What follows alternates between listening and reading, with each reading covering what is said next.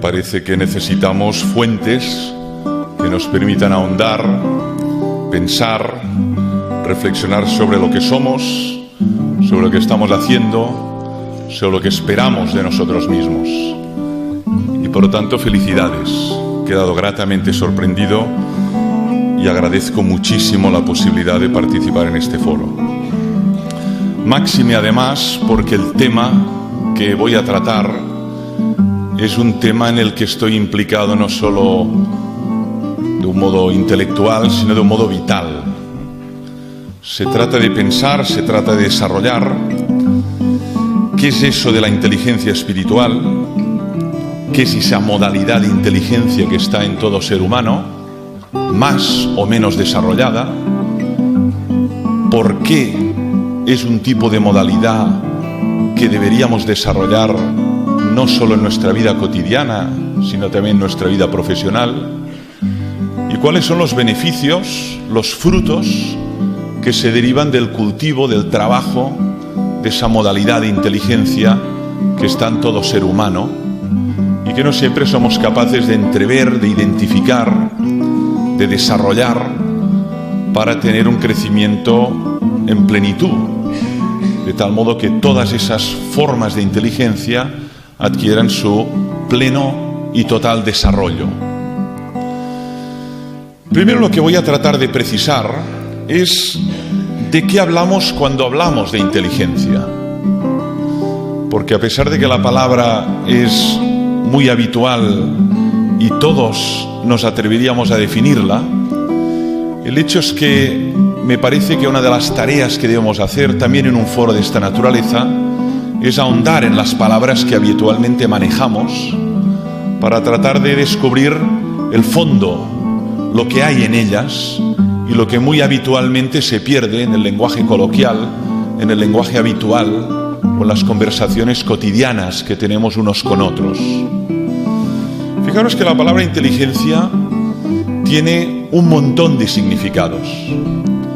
Es esas palabras que denominamos polisémicas porque atesoran significados múltiples, a pesar de que en la vida cotidiana generalmente utilizamos uno o dos.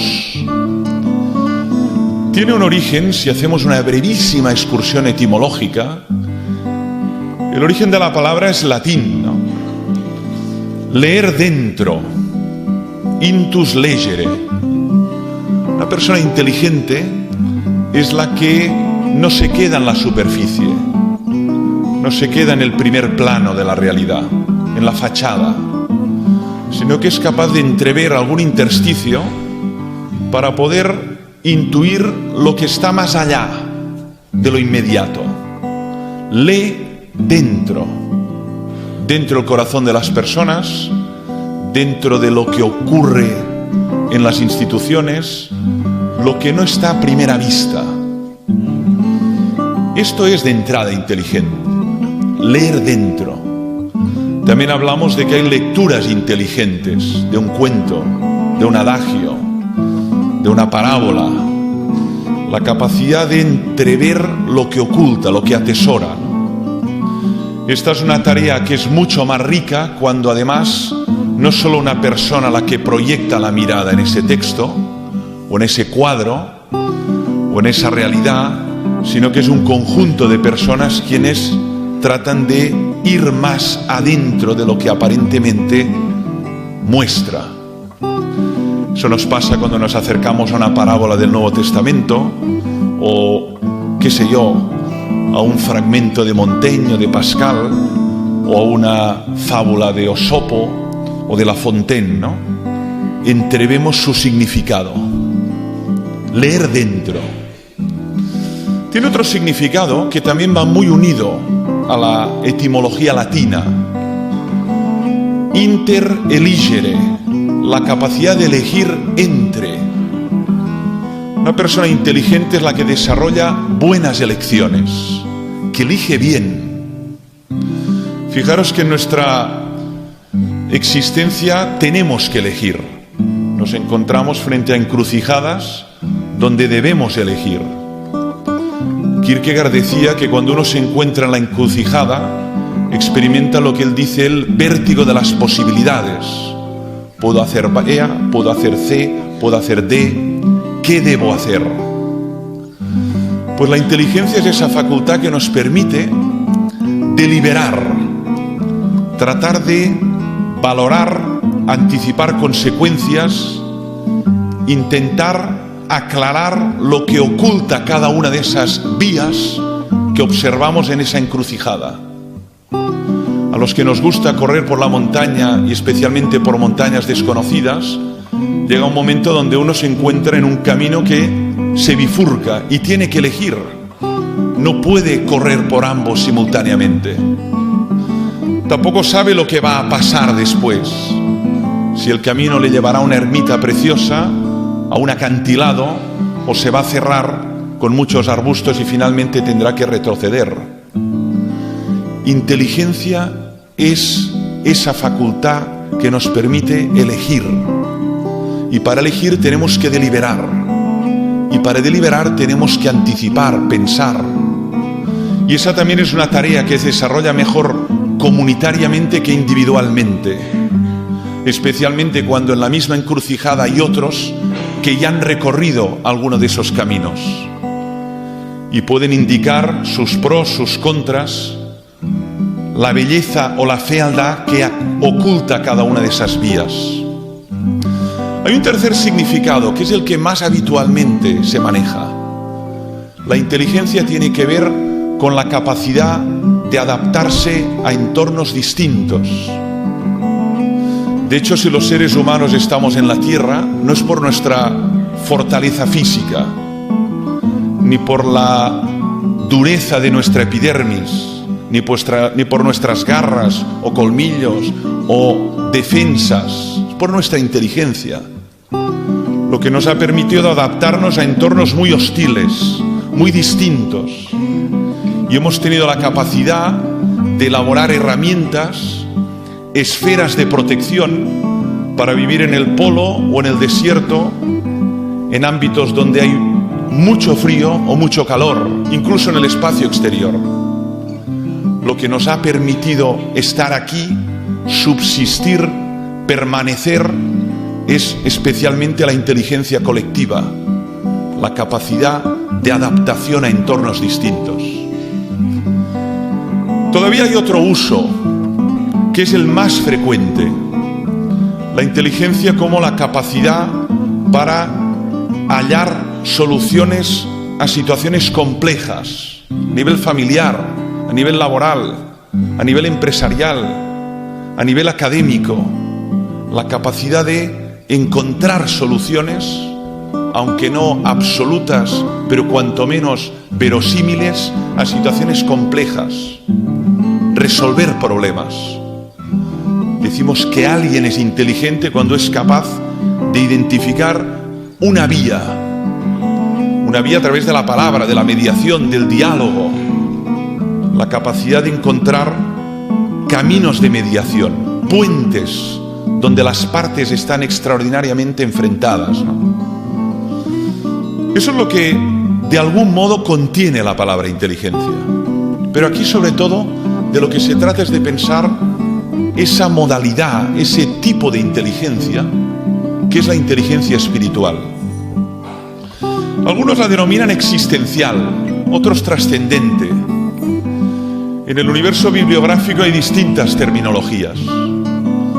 De hecho, cuando aparece la identificación de esta modalidad de inteligencia, se utiliza como adjetivo la palabra espiritual. Pero en algunos ámbitos y en algunas latitudes utilizan existencial o trascendente. La cuestión no es el nombre aquí. La cuestión es identificar para qué nos capacita, qué tipo de posibilidades, qué tipo de actos, operaciones nos permite esa inteligencia que está ya en el niño, en el adolescente, en el joven, en el adulto y en el anciano, ¿no? ¿Qué es lo que nos permite? ¿Y por qué es fundamental el cultivo de la misma? O para decirlo en negativo, ¿qué consecuencias tiene su atrofia? ¿Qué consecuencias tiene el hecho de que quede atrofiada, amputada, en un estado germinal o latente? ¿Cuánta riqueza perdemos cuando esa inteligencia no es desarrollada? Como las otras formas de inteligencia, la emocional, la social, la intrapersonal, la lógico-matemática, la musical, la lingüística, como las otras formas de inteligencia, toda inteligencia, también la espiritual, requiere del otro para su desarrollo. Es decir, requiere de alguien que estimule esa inteligencia. Lo voy a poner con el ejemplo de la inteligencia lingüística. El ser humano tiene capacidad para hablar. Es el ser dotado de logos, bien, pero para que hable, alguien tiene que hablarle, y no un día y otro día y otro día, y al final, por imitación, por mímesis, empezará a repetir esos fonemas que alguien formula, su madre, y adquirirá lo que denominamos la lengua materna, por mímesis. Se encontrará hablando una lengua que no ha elegido, luego aprenderá otras, pero se encontrará hablando. Y luego, al cabo de muchos años, alguien le enseñará lo que es un adjetivo, un adverbio, una subordinada, una coordinada, y entenderá la estructura sintáctica y la estructura gramatical. Pero esa potencia lingüística, ¿por qué se desarrolló? Porque alguien le habló. Si se hubiera encontrado en una selva, dejado, abandonado, como Mowgli en el libro de la selva, no hablaría, a pesar de tener la potencia, a pesar de tener la capacidad. Lo mismo ocurre con las otras formas de inteligencia. Para ser desarrollada necesita una estimulación exterior, un aprendizaje, un maestro, un entorno de acogida. Eso es lo que también ocurre con la inteligencia espiritual. ¿Acaso se puede desarrollar la inteligencia espiritual cuando uno vive en un desierto espiritual? Cuando se encuentra en un entorno donde sus referentes nunca jamás desarrollan alguna operación espiritual, nunca oran, nunca meditan, nunca se maravillan de la realidad. Ese ser que tiene esa inteligencia espiritual, en otro contexto podría desarrollarla, pero en ese entorno queda como germinal, latente. La imagen más relevante para expresar eso, que vale para todas las formas de inteligencia, es una imagen que encontramos en el Nuevo Testamento, la semilla y la tierra. Imaginen una semilla de roble, pero que cae encima de una superficie de alquitrán. Se pudre, a pesar de ser de roble. Necesita la tierra, la humedad de la tierra. Luego necesita un jardinero. Luego necesita alguien que vigile el tallo frágil cuando está empezando a crecer. Necesita que le protejan de las bestias, de los animales. Y al cabo de 1000 años tienes un roble que da unas ramas extraordinarias. Y era una semilla. Pero sin esa tierra no hubiera llegado jamás a ser roble. Eso ocurre con nuestra inteligencia espiritual. Lo que no podemos elegir son los contextos donde nacemos. Pero lo que podemos hacer es tomar conciencia de que esta inteligencia existe y tratar de cultivarla en nosotros mismos y en quienes están bajo nuestra responsabilidad educativa. Eso sí que podemos hacerlo.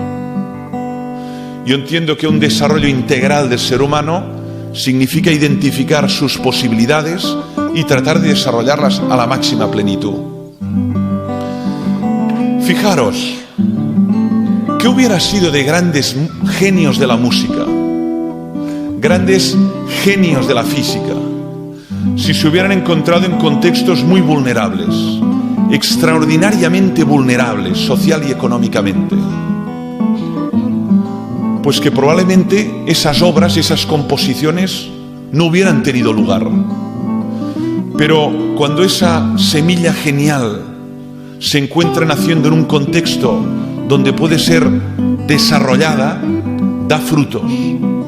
Y entonces gozamos de las bodas de Fígaro, o de las misas de Mozart, o de la fórmula de la relatividad, o de la fórmula de la gravitación universal.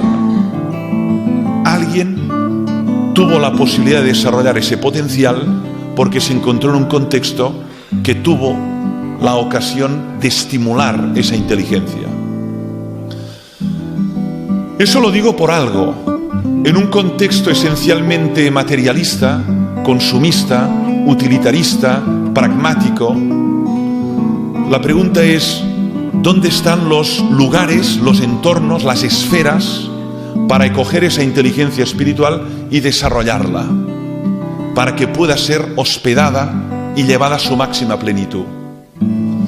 Y eso es algo que, sin lugar a dudas, a mí personalmente me interesa, teniendo en cuenta el entorno en el que muy habitualmente desarrollamos, o yo al menos desarrollo mi vida particular. Bien, ¿qué capacidades? ¿Para qué nos capacita esa inteligencia? Entre los especialistas hay verdaderamente un campo de diálogo sobre las potencias, eso que nos permite hacer. Yo identificaré 7 potencias, a pesar de que no existe consenso en quienes entran a explorar esta forma de inteligencia respecto realmente cuáles son sus posibilidades. Es un campo de estudio interdisciplinar. Se encuentra con neurólogos, antropólogos, filósofos, psicólogos, psicoanalistas, y por tanto con lenguajes distintos y campos de abordaje distintos de la misma realidad. Bien, fantástico, mucha más perspectiva, pero simultáneamente también más dificultad de precisar cuáles son esas potencias. Por tanto, identificaré esas 7 que son aquello que denominamos lugares comunes, donde quienes han explorado esta inteligencia de distintos lugares consideran que eso sí que está ahí como una posibilidad que todo ser humano puede desarrollar. Inteligencia espiritual nos faculta para interrogarnos por el fin, por el sentido, por la razón de ser. Una cosa es la pregunta por el cómo. ¿Cómo voy a vivir? ¿Cómo voy a pasar este mes? ¿Cómo me voy a vestir? ¿Qué voy a comer? La pregunta distinta es: ¿para qué estoy en el mundo? ¿Cuál es mi misión en él? ¿Qué es lo que va a colmar de sentido mi existencia? Esta es una pregunta de naturaleza distinta, es una pregunta finalística o teleológica, ¿no? Se pregunta por el fin. Esta pregunta es una pregunta que el ser humano se puede plantear, que de hecho nos planteamos. Ya se la plantea el niño, pero también se la plantea el adulto cuando experimenta especialmente una crisis. Y se plantea si esa forma de vivir, esa forma de trabajar, ese vínculo que tiene con una persona, si eso realmente tiene sentido, si eso tiene valor, si eso colma sus expectativas de plenitud de ser. Esta pregunta está ahí, latente. No siempre aflora. A veces aflora cuando uno interrumpe el activismo, se para, se detiene, para la actividad y se pregunta: ¿pero qué estoy haciendo con mi vida? ¿Qué sentido tiene esta relación, esta amistad, esta obra que estoy haciendo, esta actividad que tengo política o social? ¿Qué sentido tiene? Esta pregunta no es baladí, porque depende de cómo sea contestada. Uno puede experimentar la plenitud de sentido, que va muy unida a una experiencia que denominamos felicidad, plenitud de sentido, pero puede experimentar también algo mucho más dramático, que es el sinsentido, el absurdo. Es que no tiene ningún sentido eso que estás haciendo, eso que estás diciendo, eso para lo que estás luchando. Y eso genera una experiencia de vacío, de lo que Frankl denominó el vacío existencial, que es la carencia de sentido. Esa pregunta está en el ser humano, y cuanto más uno desarrolla, cultiva, explora su inteligencia espiritual, más capaz es de preguntársela en todas las actividades que formula y que desarrolla a lo largo de su vida. Más cuenta se da del valor que tiene vivir una vida con sentido. Igual es una vida sin reconocimiento público, igual es una vida sin fotografías, pero la cuestión es que tenga sentido para ti eso que tú ahora estás haciendo. No hay una respuesta concluyente a esa pregunta. Yo lo que trato de identificar es la capacidad de la pregunta. Y esta pregunta es humana. Y esta pregunta no emerge de la inteligencia lógico-matemática, ni de la inteligencia lingüística, ni de la inteligencia social, ni de la inteligencia, pongamos por caso, naturalista. Emerge de la inteligencia espiritual. Lo que pasa que uno tiene que explorar hipótesis de respuesta. Y entonces es cuando busca en las sabidurías tradicionales, en las espiritualidades, en los cuerpos de las grandes tradiciones religiosas y o filosóficas, algún tipo de respuesta a esa pregunta. Lo que no tiene sentido es dar la respuesta cuando uno no se ha formulado la pregunta. Lo que no tiene sentido es formular una respuesta única cuando hay tantas posibles respuestas a la misma pregunta. Aquí curiosamente coinciden tanto Wittgenstein como Heidegger, ¿no? Aunque todas las respuestas científicas ya estuvieran encima de la mesa, las preguntas fundamentales subsistirían como tales. Una de ellas es el sentido que podemos dar a nuestra existencia. Esta pregunta es algo que nos caracteriza y que es una facultad de la inteligencia espiritual. Hay otra capacidad, que es la capacidad que tenemos de tomar distancia de la realidad. Ortega decía que podemos ser actores, uno desarrolla un papel en su vida, profesor, médico, lampista, jardinero, pero además tenemos la capacidad de ser espectadores de nosotros mismos. Tenemos capacidad de duplicarnos y de ver cómo estamos viviendo, cómo ejerzo la paternidad, cómo ejerzo la docencia, cómo trato a mis vecinos, qué tipo de relación tengo con mis creencias, mis pasiones, mi pasado, mi futuro. Esta capacidad de tomar distancia. No distancia en un sentido físico. El águila toma distancia en un sentido físico. Se eleva, vuela por el cielo y ve desde muy lejos una potencial presa. Desciende con el pico y la agarra. Pero el águila no toma distancia de su vida. No se pregunta qué está haciendo en el mundo, qué tipo de relación tengo con mis semejantes, qué tipo de relación tengo con mis creencias. Eso está fuera de su alcance. Nosotros sí. La mentalidad utilitarista preguntará, ¿y eso para qué sirve? Yo le diré, aunque no sirviera para nada es valioso, pero es que además sirve para mucho. Porque cuando uno toma distancia es capaz de algo que es fundamental en la vida, valorar. Puede valorar cómo vive y puede también cambiar su modo de vivir. Cuando el actor desciende, se sienta a platea y observa cómo desarrolla su papel en el gran teatro del mundo, es cuando es capaz de decir, de todos modos, eso podría mejorarlo. Aquí no contesté bien. Aquí estuve a la altura.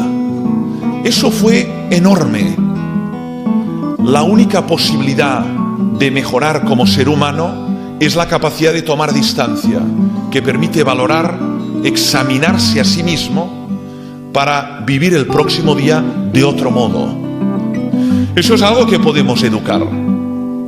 Eso es algo que podemos educar ya en los niños, ya en los adolescentes. Toma distancia de este día. Este día se ha ido. Adiós, nunca más vuelve. Pero mañana hay otro.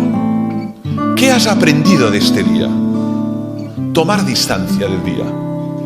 Esta capacidad, que es capacidad genuinamente humana, muchos especialistas la vinculan a la inteligencia espiritual. ¿De qué podemos tomar distancia?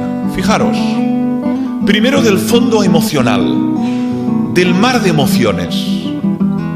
A veces detectamos en nosotros emociones tóxicas, culpa, envidia, rencor, resentimiento, celos. Dices, el mar está movido, pero soy capaz de tomar distancia. Y soy capaz de no quedar atrapado, dominado, secuestrado por ese fondo emocional. Soy capaz de tomar distancia. Pero también en ocasiones lo que nos permite la inteligencia espiritual es tomar distancia de nuestras creencias. ¿Y yo por qué creo lo que creo? Pudiendo no creerlo. Y eso es el antídoto fundamental al fundamentalismo, al sectarismo, al fanatismo. Es lo que un fanático no puede hacer, tomar distancia de lo que cree. Está tan atrapado por lo que cree, es tan incapaz de valorar lo que cree, de someterlo a juicio, de examinarlo, de ver la consistencia o la inconsistencia de eso que cree, que no ve otras posibilidades. En cambio, la persona que toma distancia tiene capacidad también de ahondar en el fondo de sus creencias y detectar también su fragilidad o su grandeza, pero en cualquier caso tiene capacidad de tomar distancia de esas creencias, de esas pasiones, de esos vínculos. Fijaros en este punto, somos seres sociales, establecemos vínculos, pero la pregunta es la calidad de nuestros vínculos. Cuando uno toma distancia de sus vínculos se pregunta, ¿y ese vínculo es pura inercia? ¿Es pura palabrería? ¿O en ese vínculo hay fondo, hay realidad, hay benevolencia, hay amistad en el sentido más noble de la palabra? Hoy vivimos en un contexto de, sobre todo, idolatría del número, cuantos más mejor, adoración del número, cantidad de vínculos. Y la clave es tomar distancia y darse cuenta de qué vínculo es clave en tu vida, qué vínculo es incondicional en tu vida, qué vínculo te sostiene en las horas oscuras y en las noches oscuras. Esta es la pregunta que uno debe formularse, y entonces es cuando se da cuenta que quizá no tiene a nadie, o entonces es cuando se da cuenta que toda esa nube de vínculos es nada, que solo puede contar con uno o con dos. La inteligencia espiritual permite ver claramente la naturaleza de los vínculos que uno teje a lo largo de su vida. Cuál es pura comedia, cuál es realidad, cuál es simplemente pura cortesía social. Tomar distancia de todo eso y de tantas otras realidades que vivimos. Permite una tercera operación, que es la operación de trascender. De ahí que algunos la denominan inteligencia trascendente, ¿no?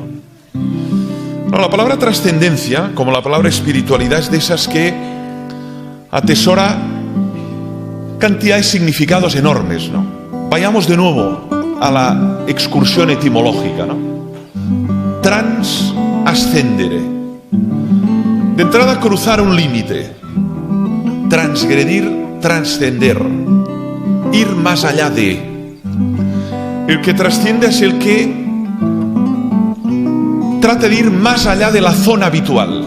¿Qué hay más allá? Se pregunta por lo que está más allá de lo que habitualmente conoce. Quiere cruzar un límite, un dintel. Trascender. Se pregunta por lo desconocido, por lo que ignora, por lo que todavía no ha explorado. Y cuando explora eso que todavía no ha explorado, se encuentra con otro límite. Y se pregunta, ¿y qué hay más allá de ese límite? Y de nuevo emprende la excursión para explorar lo que acaece más allá de esa frontera. Eso es trascender, pero además es elevarse. La ascensión, que es lo que nos ocurre cuando uno sube a una montaña. Lo que le pasa es que va cruzando límites y entonces tiene mejor visión. Tiene una visión panorámica del valle, de las casas, de la llanura, de la meseta. Todo eso que no veía cuando estaba en el valle, o en la meseta, o en la villa, o en la ciudad. Es un proceso de elevación y de transgresión de límites. Bien, ¿para qué nos capacita la inteligencia espiritual? Para trascender, ir más allá de. Esto es clave en la vida.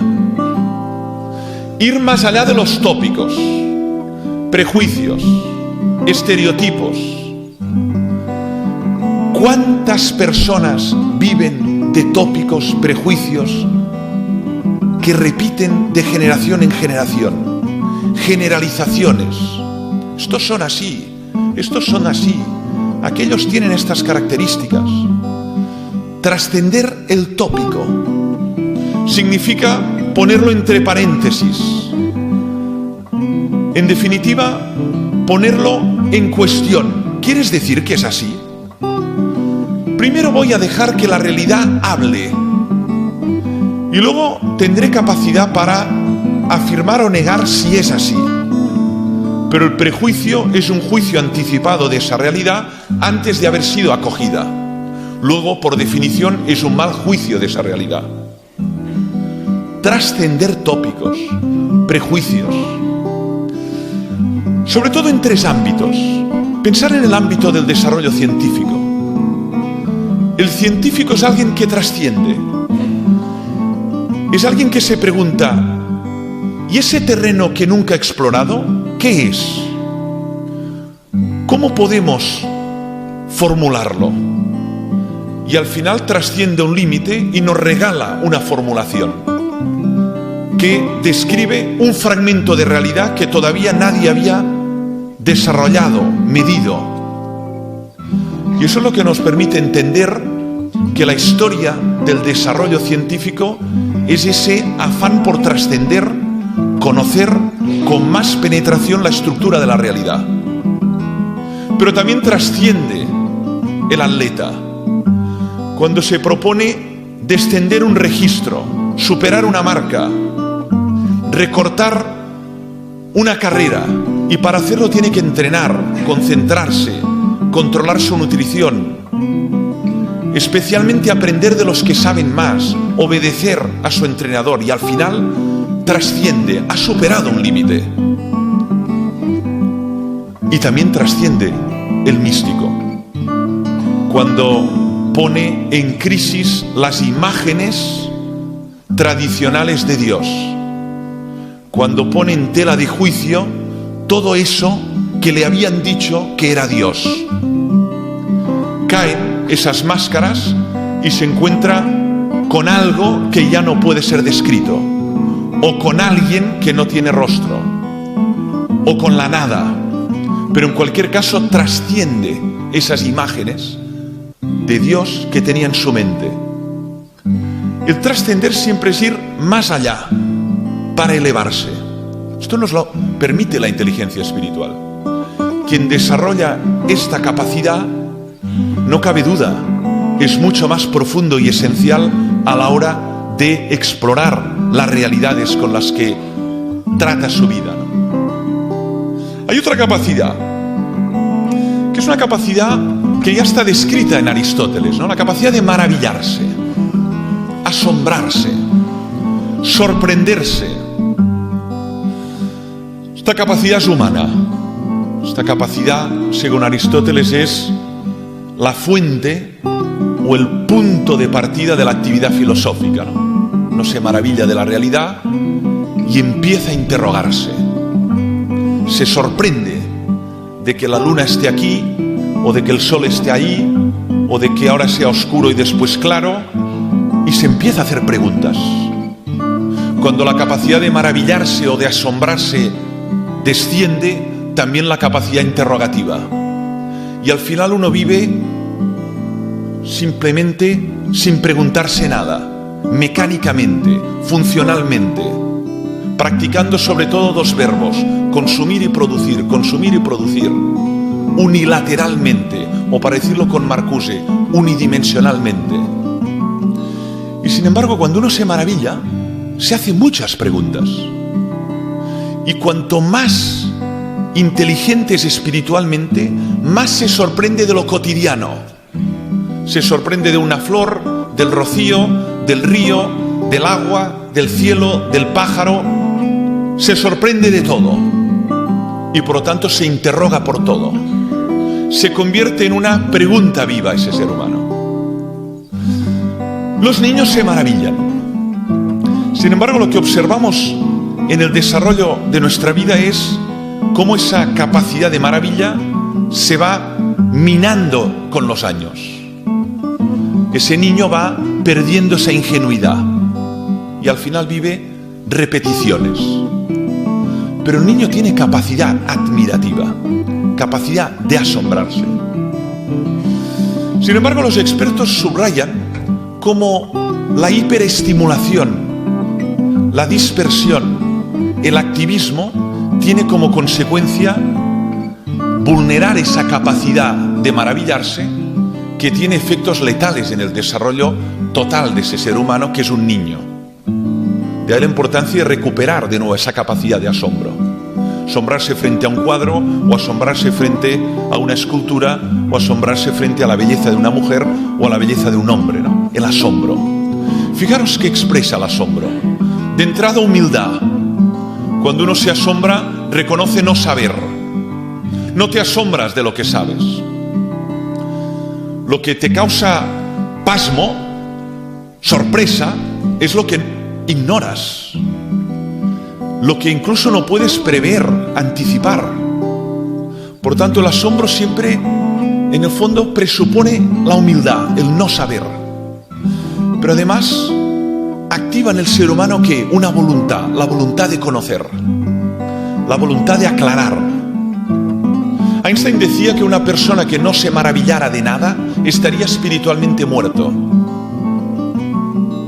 Y él relacionaba directamente su actividad de físico con el asombro frente al cielo, el asombro en la noche cósmica, ¿no? Esa experiencia de, todos podemos vivir, de la cúpula celestial una noche del mes de agosto, ¿no? El asombro y la experiencia de la irrelevancia cósmica. Qué pequeño e insignificante y efímero soy. Y sin embargo, qué grande que me puedo asombrar de eso que estoy viviendo ahora, ¿no? Esto es el asombro, y esta capacidad está vinculada a la inteligencia espiritual. Desarrollarla permite desarrollar la interrogación y sobre todo permite un placer profundamente espiritual, que es el asombro que experimentamos frente al mar, el arte, la montaña, el llano, frente a la naturaleza. Hay una quinta capacidad, que es la capacidad de sentirse parte de un gran todo. La capacidad de descentrarse, ¿no? Darse cuenta de la red que constituye la realidad. La persona que es espiritualmente inteligente capta con claridad la naturaleza interdependiente de todo lo que hay. Algo que hoy captamos con mucha más precisión que en el pasado, si cabe. La capacidad de ver lo que une mi ser con el ser del otro. Fijaros, cuanto más espiritualmente inteligente es un ser humano, es más capaz de ver lo que une a las realidades aparentemente dicotómicas o diferentes. Eso que nos une, existimos. Eso que nos une, podríamos no haber existido. Eso que nos une, dejaremos de existir. Eso que nos une, deseamos ser felices. Una cantidad de elementos que nos unen más allá de las diferencias raciales, lingüísticas, económicas, sociales. Todo el enorme campo de diferencias que nos separan, aparentemente. La inteligencia espiritual permite observar esos puentes invisibles que te unen con la realidad otra. Por tanto, genera un tipo de experiencia interior de sentirse parte de ese todo. Esto es lo que observamos en personas, en figuras, artistas, pensadores, místicos, escritores, que han cultivado a fondo esa capacidad. En cambio, cuanto menos cultivada, más lejos estás tú de mí. Y estás tan lejos por un rasgo de tu piel, o por tu lengua materna, o por tu edad, o por tu nivel social, o por el hecho de que tengas papeles o no tengas papeles. La inteligencia espiritual permite ver lo que une. ¿Eso no les parece fundamental? En un entorno que construye barreras, que construye alambradas, que construye dicotomías, que separa ellos de nosotros y de los otros, que tiende a la guetización y a la fragmentación, la capacidad de entrever eso que une y la función que juega ese ser para que el todo subsista. Por tanto, la capacidad de ver el rol, el papel clave que juega esa realidad para que el todo subsista como tal. Eso permite descentrarse y olvidarse de ser el centro. Importantísimo. Generalmente cuando hay centro hay periferia. Cuando hay centro hay valor y hay marginalidad. Cuando uno es capaz de darse cuenta de esa red que une a todas las partículas de una misma realidad y lo que las une profundamente, entonces no hay periferia, entonces no hay marginalidad, entonces lo que hay es valoración de cada una de esas realidades por el papel que juegan en el equilibrio del todo y por lo tanto respeto a esa sacralidad del todo. Hay todavía una penúltima capacidad, que es la capacidad de auscultar. Algunos autores hablan de que cuanto más uno cultiva la inteligencia espiritual, más capacidad tiene de auscultar eso que debe hacer en el mundo, que a veces se denomina vocación, a veces se denomina misión, o en otros lenguajes, dharma, ¿no? Misión, función, deber, eso para lo que has sido hecho. Y que si no lo haces, olvídate del estado de plenitud que denominas felicidad. Eso para lo que estás hecho. Esa llamada que tienes que articular en tu existencia. En el lenguaje cristiano, vocación, vocare, que presupone a alguien que llama y a alguien que escucha. Alguien que tiene la capacidad de emitir una llamada y alguien que tiene la capacidad de oír y auscultar esa llamada y entenderla, descifrarla y, si cabe, encarnarla en la propia vida. La inteligencia espiritual permite esa resonancia, esa capacidad de captación, de auscultación, lo que significa también que es clave para identificar el objetivo, el fin, lo que vincula directamente con la primera interrogación. Fíjense en esto las diferencias. Uno se encuentra con personajes en la historia que tienen una claridad respecto a su vocación a los 14 años, a los 10. Santos, santas, ¿no? Poetas, escritores, artistas. Esta persona tenía una clara idea de lo que tenía que hacer. Luego lo hizo o no, porque uno no puede calcular lo que le va a pasar, ni la longevidad, ni las contrariedades, ni las novedades que tendrá que hospedar en su vida. Esto ya forma parte de lo incierto. Pero en cualquier caso, esos personajes con mucha claridad experimentan esa vocación, misión, llamada. Y sin embargo también observamos otro tipo de colectividad, ¿no? Donde hay verdadera angustia a la hora de descifrar esa vocación, esa llamada, ¿no? Por tanto, significa que uno puede auscultar y obedecer, uno puede tratar de auscultar y no aclarar lo que debe hacer con su vida, y uno en cambio puede tener la claridad meridiana de lo que tiene que hacer y llevarlo a cabo, lo que significa un bien para él y un bien para quienes viven con él y quienes están con él. Nosotros no nacemos con una misión incorporada que desarrollamos mecánicamente. La semilla de roble no se pregunta si tiene que ser pino o encina. Está llamada a ser roble, y si tiene el contexto adecuado será roble. Luego puede ser que un relámpago se cargue al roble, pero tiene claridad meridiana porque no hay capacidad de dilucidar eso. Estoy fatalmente arrastrado a ser roble. Sin embargo, nosotros no estamos en esta posición. Podemos auscultar, no auscultar, podemos incluso ocultar o incluso, en el peor de los casos, tratar de representar un papel en el mundo que entra en directa contradicción con lo que tenía que hacer. Y eso es la infelicidad, es la desgracia. ¿Se imaginan cada día de su existencia representar un papel que no tiene nada que ver con el papel que desean representar en el mundo? Cada día ponerse la máscara de Ofelia o de Macbeth o de Hamlet sin sentir la vocación de representar a Hamlet, a Ofelia o a Macbeth. Qué terrible es una existencia así.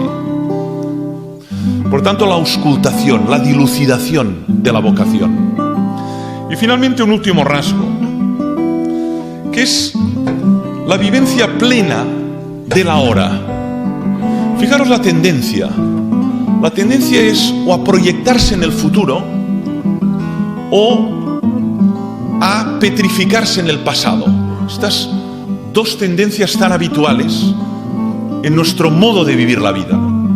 O proyectar lo que voy a hacer, lo que voy a decir, dónde voy a estar, lo que simplemente se anticipa como horizonte futuro, lo cual es completamente incierto, o bien petrificado en el pasado, lo que hice, lo que dije, incluso a veces en un pasado que contiene una herida emocional y que se convierte en rencor y que no permite vivir un presente equilibrado, ¿no? Es que lo que me hicieron, es que lo que me ofendieron, es que lo que me humillaron, es que la vejación que sufrí. ¿Cuántos desearían olvidar y no pueden? Para precisamente empezar de nuevo. ¿Y cuántos querrían recordar y no pueden?